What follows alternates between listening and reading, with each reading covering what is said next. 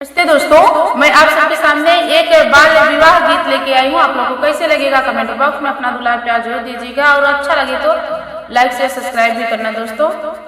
ये बाल विवाह गीत जब पहले लोग जो है बचपन में शादी विवाह कर देते थे तो थोड़ा सा ज्ञान और बुद्धि जो है उस समय का गीत है। आइए इस गीत के माध्यम से ही आप सबको बताते हैं। बाबा मोर बाबा मोर बियाहवा कइले बुद्धि लाड़ी कहिया माई मैत जनबौ न कइली कि माई मैत देखबौ न कइली कब छूटी गोदिया तोहार माई मैत जनबौ न कइली कब छूटाया चरा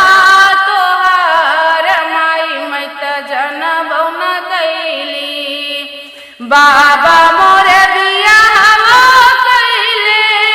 बाबा मोर बियाहवा कइले बुद्धि लाड़ी कहिया माई मैत जनबौ न कइली कि माई मैत देखबौ न कइली कब छूटी गोदिया तोहार माई मैत जनबौ न कइली कब छूटाया चरा तोहार माई मैत जनबौ न कइली कौने रंग बराती माई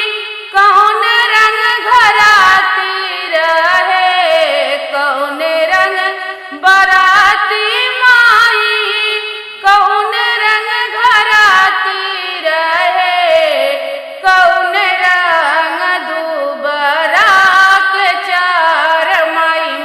देखबौ न कइली कौन रंग दुबरा के चार माई मैत देखबौ न कइली कब छूटे गोदिया तोहार माई मैत जनबौ न कइली कब छूटाया चरा तोहार माई मैत जनबौ न कइली कौन रंग ससुर माई कौन रंग भसुरु रहे कौन रंग ससुर माई कौन रंग भसुरु रहे कौन रंग पियावा हमार माई मैत देखबौ न कइली कौन रंग पियावा जनबौ न कइली कब छूटाया चरा तोहार माई मैत जनबौ न कइली कब छूटी गोदिया तोहार माई मैत देखबौ न कइली कौन रंग चुनरिया माई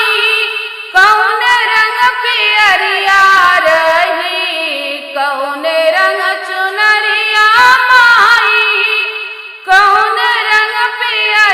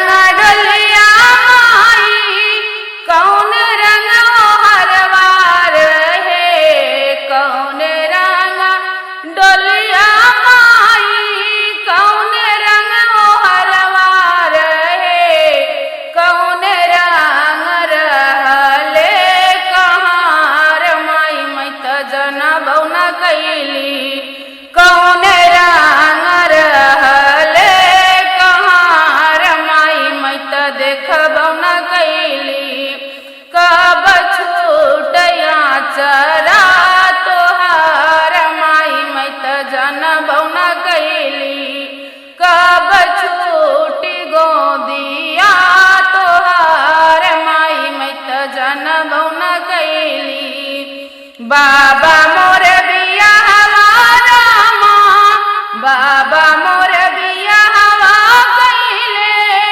बुद्धि लड़ी कैया माई मैं त जनबौ न कैली, माई मैं त देखबौ न कैली, कौने कब छूटया चरा तोहार माई मैं त जनबौ न कैली, कब छूटया चरा